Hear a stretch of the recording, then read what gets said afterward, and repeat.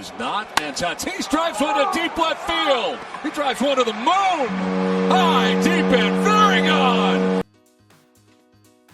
I mean, I know that Fernando Tatis Jr. didn't mean for it to be disrespectful, but what do you guys make of that? I'm all for it. I think that it's a lot of fun, but I saw a ton of people on Twitter saying that Fernando Tatis should be ashamed of himself. Honestly, Ross Stripling, he didn't even look at the swing, so I thought it was cool. It's just baseball players playing baseball. I have zero issue with this, so moving on. What's going on, guys? It's Fuzzy. Welcome back to yet another MLB recap. Thank you all so much for stopping by yet again. If you're brand new to the channel, we post this series every single day where we recap the best news from the day before. So the first thing that we're going to talk about is the Astros. We also have a former Olympian making his MLB debut. I think the first time ever that an Olympic champion is playing in Major League Baseball. And then also Mike Trout, he has a second son. So Beckham was his first son, and the Seattle Mariners are his second son. It's going to be a wild ride. So thank you guys for watching, and without further ado, let's start talking baseball. Before we get into the Astros versus the Diamondbacks game, as well as the Bauer Bites episode that I was in with Clevenger, Bauer, and John Boy, I quickly want to show you another jaw-dropping moment from Luis Robert. So the MLB average speed is 27 feet per second, okay? If you're elite, like the Byron Buxtons and the Trey Turners of the world, you have a 30.2 foot per second speed, all right? Luis Robert ran a 3.7 above elite speed, so he can hit the ball 500 feet. He can run faster than anyone in baseball. He's got a crazy arm. The White Sox, they're going to be fine for the next decade because this dude is special. I'm rocking the Diamondbacks hat because they dismantled the Houston Astros yesterday. It was a score of 14-7, and I do want to note that Lance McCullers blamed something that I don't really see a lot of people put blame on, the roof. He gave up 7 runs, and he said that opening the roof was quote unquote, this is not my words, opening the roof was ass. I didn't say that. I'm not making up. That comes directly from his mouth. So he blamed the roof for being pretty poor yesterday. Now, I do want to point out that Nick Ahmed hit a home run in the 5th inning. Now, again, this game was not close, so I'm not going to recap all of it. But Nick Ahmed hit a home run into his own bullpen. And if you take a look at Archie Bradley after the ball lands, look at what he's doing. I know that some of you guys might close your eyes, but this is how much players within the league hate the Astros. Bradley is flipping them off from the bullpen. After a home run, they knew that the game was over. The Astros, they were not going to come back. Now, speaking of the Astros, they're in the top 5 of pretty much every offensive category, but Jose Altuve, Alex Bregman, and George Springer, they're hitting a combined 184 with a 677 OPS to start the season. That's not going to cut it, but luckily for them, Carlos Correa and Michael Brantley, they have been carrying the squad this year, so that's the thing about the Astros. They're so good that even their best 3 players can scuffle, and they're still going to be all right. They're still good. You can't take that away from them. Now, we have a ton of games to recap, but I do want to show you guys Trevor Bauer and Mike Clevenger calling out the Astros with your boy Fuzzy and John Boy at the same table. If you guys want to watch the rest of this, it's called Bauer Bites. It will be in the description down below. It was a ton of fun. If you guys like Joe Rogan or any sort of podcast that keeps you busy, I would recommend it, and enjoy. This was, honestly, I was a kid in a candy store. I still can't believe they invited me, so very humbled, very blessed. Fuzzy Nation, we're getting some respect on our name. You mocked the entire MLB. You made us feel inferior when we didn't do well, knowing damn well you didn't do it the right way. Yeah, so damn well. Yeah. As soon as, if you're going to do that. What do you guys think of their apologies? Do you think they? What apologies? Okay, so that's what I was wondering. The Marlins are 5-1. I repeat, the Marlins are 5-1 and World Series contenders. I'm being hyperbolic, of course. I'm being a little bit dramatic, but they score 3 runs total in 2 games. They played a doubleheader yesterday against the Orioles, but they held the Orioles to 1 run total. Brian Anderson was the hero in both games as they get great pitching, they get clutch hitting. The Marlins, with their random, just glued together, meshed together squad. I mean, they're not even really household names. They just put a team together, said go play the Orioles, and they win both games. They're 5-1, so good for them. So you just saw the highlights of the Marlins sweeping the Orioles. Now, I do have to point out one player from the Marlins who made his MLB debut 6 years after competing in the Olympics. He won a silver medal in speed skating. We're talking about Eddie Alvarez. I still cannot believe that someone could be this athletic. The fact that you are winning medals for America and then becoming a professional baseball player in the span of 1 decade,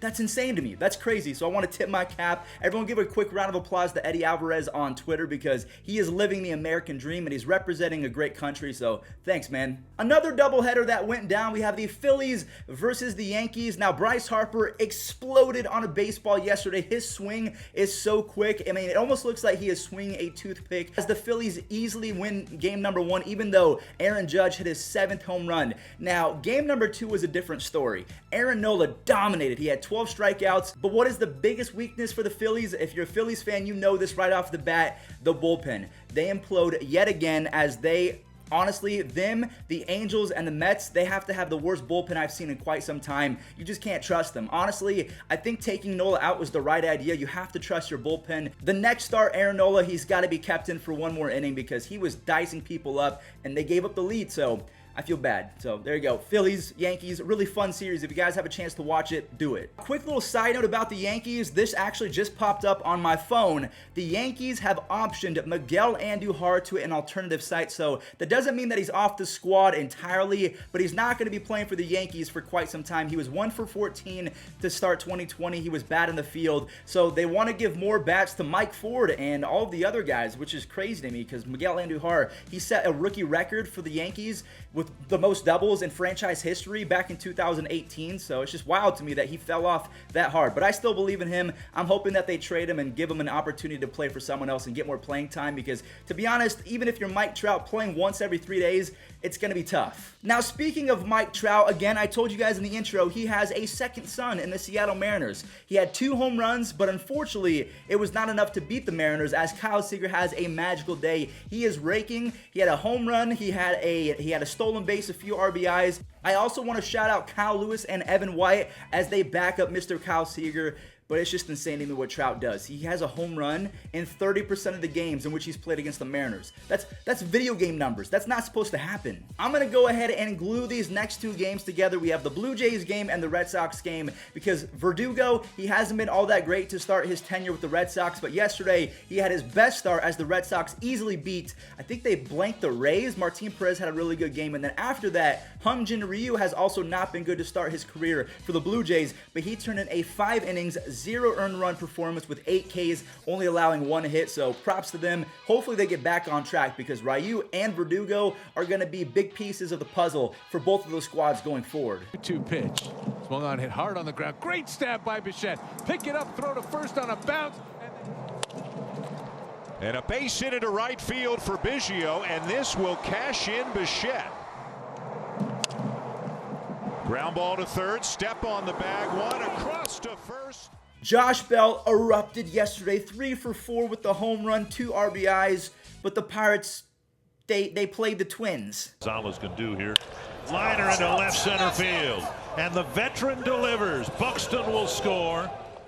High blast to right field, back, and gone! A home run for Kepler, and the lead grows to 5. Christian Yelich is not playing like Christian Yelich. He's playing like me if I was on the Brewers. I mean, I would probably be the worst player in all of baseball, which statistically, Christian Yelich is the worst player in baseball at this moment. He is going to turn it around, but he got the day off yesterday. Now, luckily for the Brewers, Adrian Hauser, he threw a gem, 7 innings, 0 earned runs, as Eric Sogard's single in the 3rd was all they needed. They stopped the White Sox win streak, and then after that, the Cubs, their starting pitchers have a 1.95 ERA. Darvish pretty much has the same game as Adrian Hauser, 7 innings, only 1 earned run. It's just, who's gonna stop the Cubs when they're pitching like that? This is insane to me. I didn't know that Rick Porcello was nearing 150 wins, and yesterday he got that 150th win with a 7-inning, 1 earned run performance, no walks, which is huge for Rick Porcello. That is when he's at his best. The Mets offense put up 3 runs, and then Seth Lugo shut it down for 2 innings. He had a 6-out save, and then after that, Mike Clevenger, he didn't have his best stuff, yet the Indians offense was able to bail him out. I mean, it's unreal how good the Cubs starting pitchers are and how good the Indians starting pitchers are, because you really don't have to score a ton of runs to win a ball game, because their staffs, they're going to keep you in. Yeah. Galvis goes to second. They get the out there coming home. Mercado the throw. Safe at the plate. Ground ball. Turn it. Hernandez to Ramirez. Back to Santana. It's the pitch. Strike 3 called. So we've talked about 4 or 5 starters in a row that have had amazing games with Hyunjin Ryu, Rick Porcello, Adrian Hauser, even Mike Clevenger didn't allow any runs even though he had 5 walks and didn't have his best stuff. Now, both of the starting pitchers in the A's game, they weren't very good. I think Minaya got roughed up, but Matt Olson, he carried this squad with 2 home runs and 3 RBIs, and the same goes for John Gray. He got lit up by Brandon Belt. Brandon Belt has a career 400 batting average against him now. The Giants, they get an easy win with Logan Webb on the bump, throwing 5 innings and only allowing 1 run. Now, Belt's got really good lifetime numbers against Gray, so he might be the right guy in this spot. Belt hits a high drive to right. Blackman bag or make that Tapia out of here. Here's the pitch. And he struck him out. Fastball. These episodes continue to get crazier and crazier. We have Olympians making their debuts. I'm in a podcast with Mike Clevenger, Trevor Bauer, and John Boyd talking about the Astros. Mike Trout absolutely explodes but still loses. There's just baseball is baseball. That's all I have to say. If you guys want to describe the game in one single word, it's just baseball. It doesn't really make sense sometimes, but thank you all so much for watching. If you did enjoy, do not forget to leave a like as well as subscribe. But without further ado, let's go ahead and roll it. This day in MLB history. What happened? 0-2. A high fly ball. Sandberg. Cubs win. And Goose Gossett has the 300th save of his career. Smith is ready. Wynn waiting to pitch. There's a drive, right center field, base hitter, there it is! Ho-ho, doctor! You can hang a star on that, baby! A star for the ages for Tony Gwynn, number 3,000.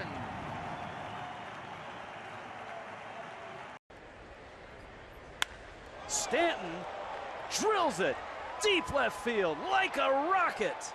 Up into the seats it goes. That's 20 rows up, has untied this game. Wow. It was amazing watching the whole defense for the Rockies just freak